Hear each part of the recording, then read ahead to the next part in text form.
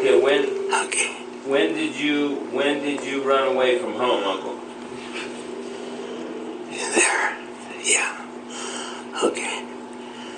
When did I run away from home? The first time. And how old were you? I was 13 years old. And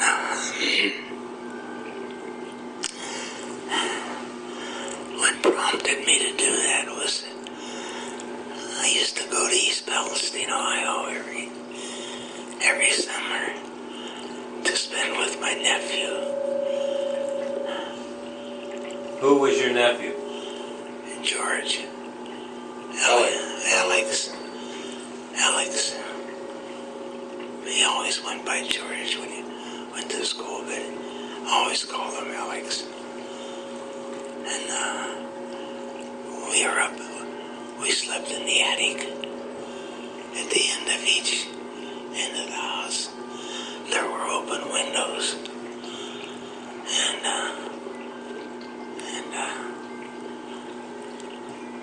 we used to leave the windows open so we could get a draft, because it was so hot, man. It was miserable. So we had the windows open. The family had all come down that weekend to East Palestine, and they were all sitting out on the front porch. And me and Alex went up in the attic and went to bed. Gonna go to bed. So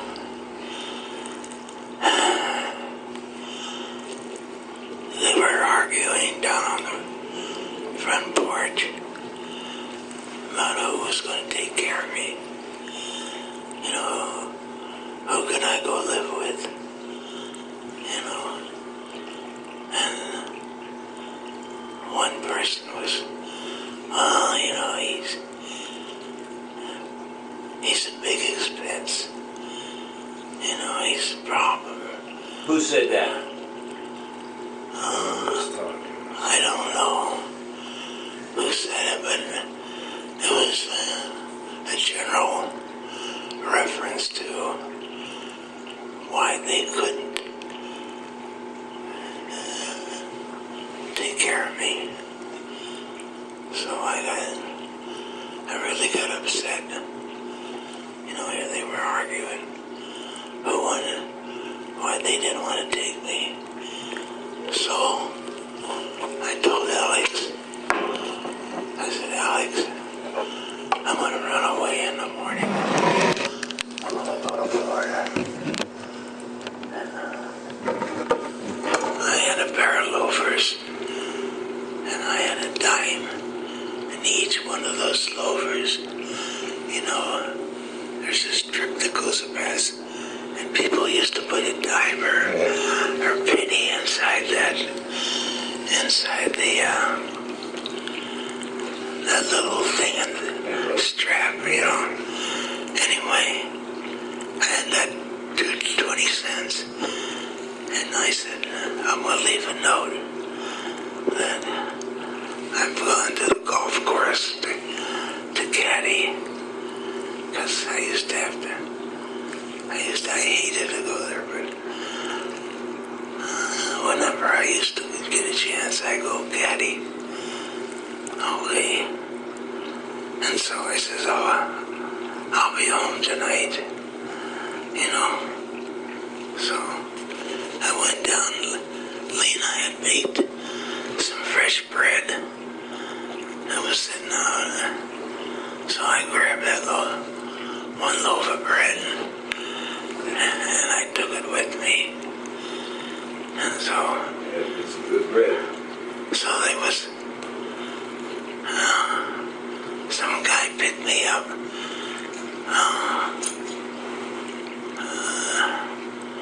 Hitchhiking out of East Palestine. Was a truck driver, and he was a friend of Salto's. He was married to one of the Salto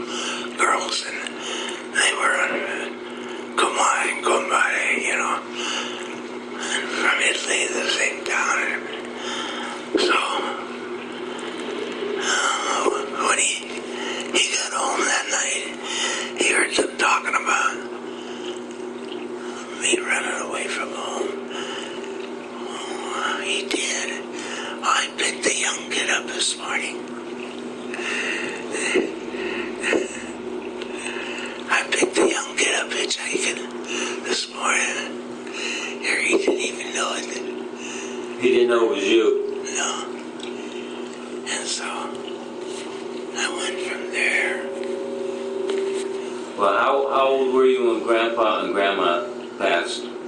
Passed. I was 4. Do you remember Grandpa or Grandma?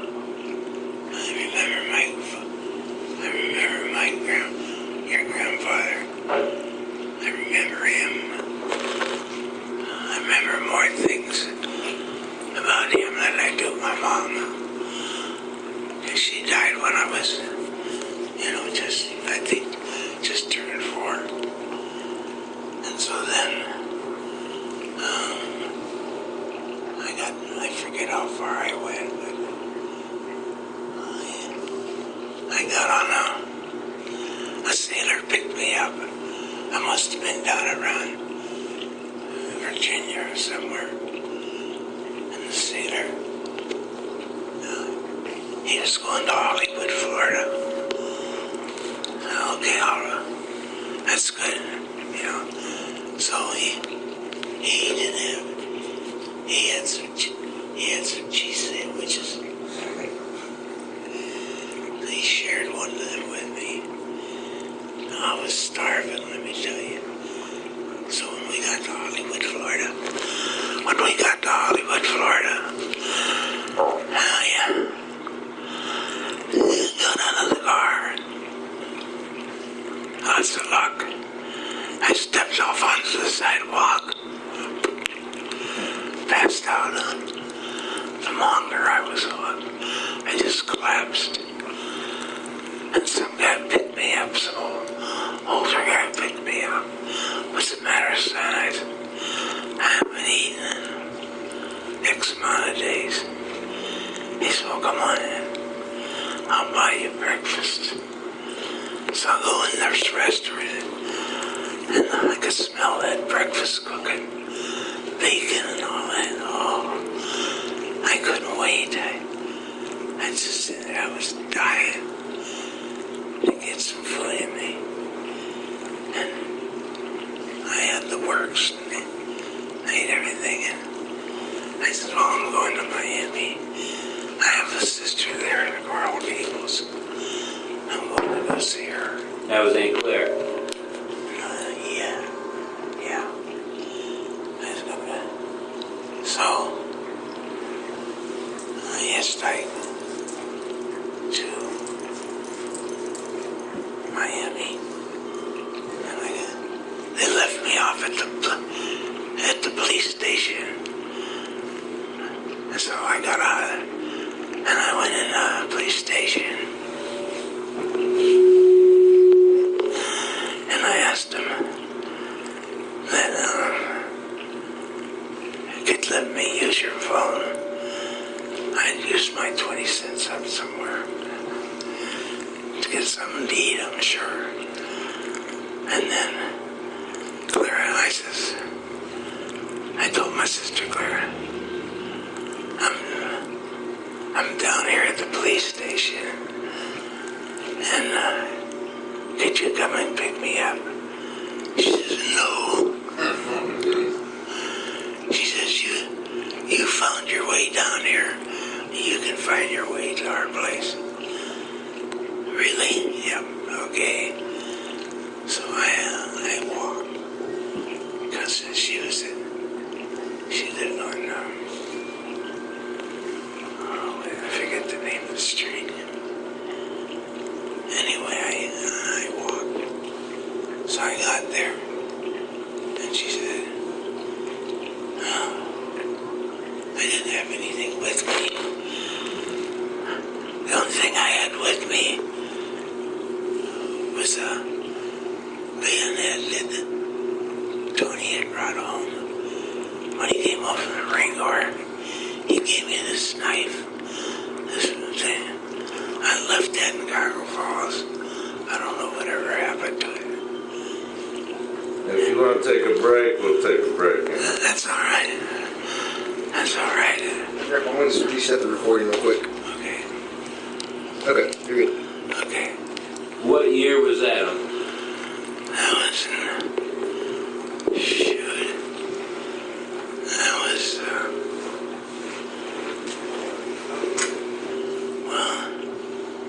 I was 13 years old. And you were born when? talking there? February. I was born February 28th, 1933. So it's 46. 1946. What? 1946. When I went, yeah. Okay, so she says, "Come on, I'll show you here. Where you're gonna stay and sleep." You wouldn't believe it. You want to take a break?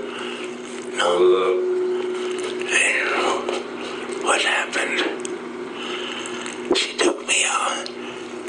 There was about 8 or 10 car garage. And all the garbage cans are her hotel. It was a hotel. She owned it. And so she put me on a army guard that was out there in the garage, right close to those garbage cans. And I saw those damn, I'd never seen them before, the chameleons or whatever. Shit. And they were big ones. And so that's where I had to stay. And I stayed there for 3 or 4 days. And she took me out and took me to town. She bought me a $18 shirt. I mean, an $18 suit. Put me on the bus and sent me back to Ohio. And so Back to where? oh no. I'm sorry, I jumped ahead of time.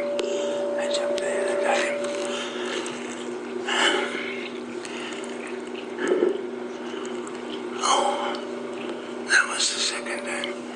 I got mixed up. When I was 13, I gotta get back on that.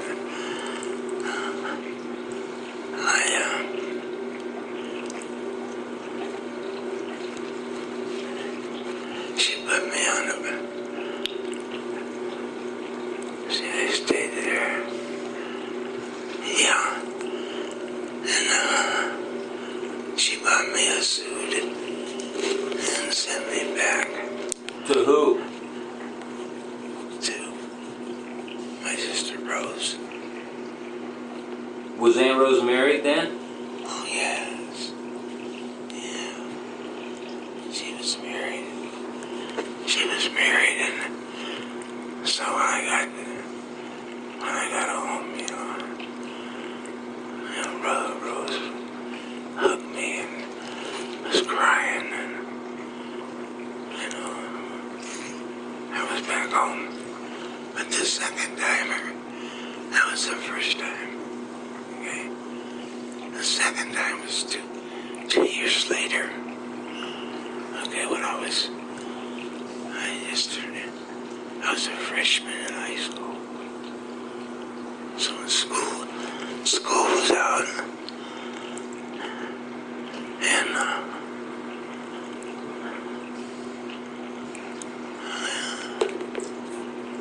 I decided to run away again.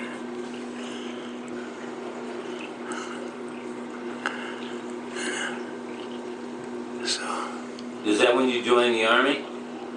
no, I'm gonna get there. I'll get there.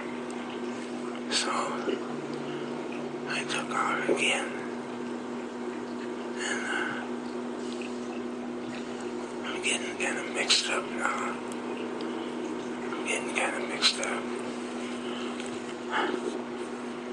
I ended up,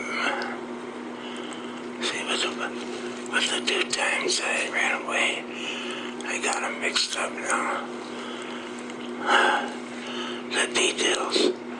But anyway, I ended up staying at the same place, that garage. Same old army got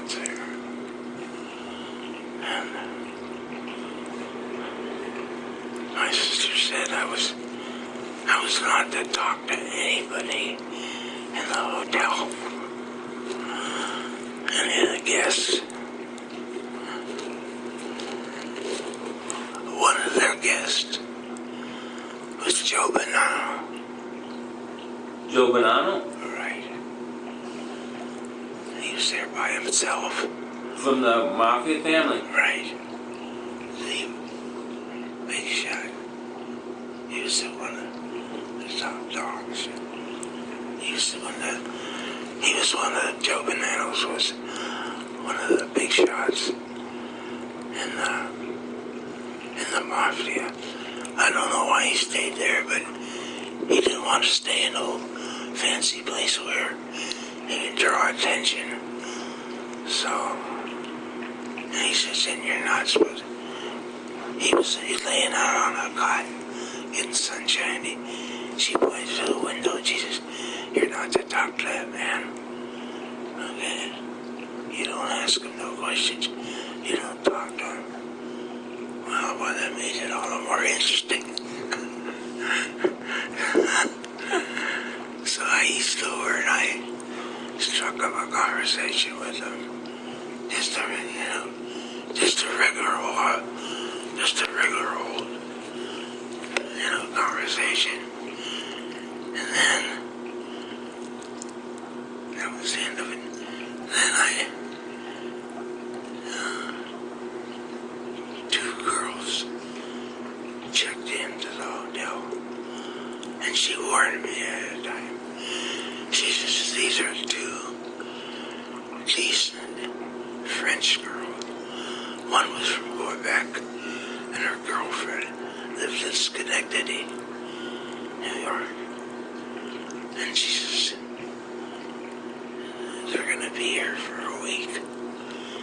You're not to talk to them. Okay. Okay, sister. I won't. Were they prostitutes? No. No?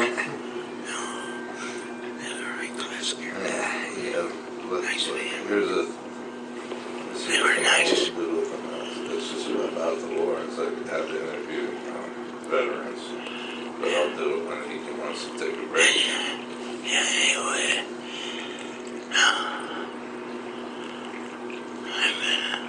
I did meet them during the day. And I just said, hello.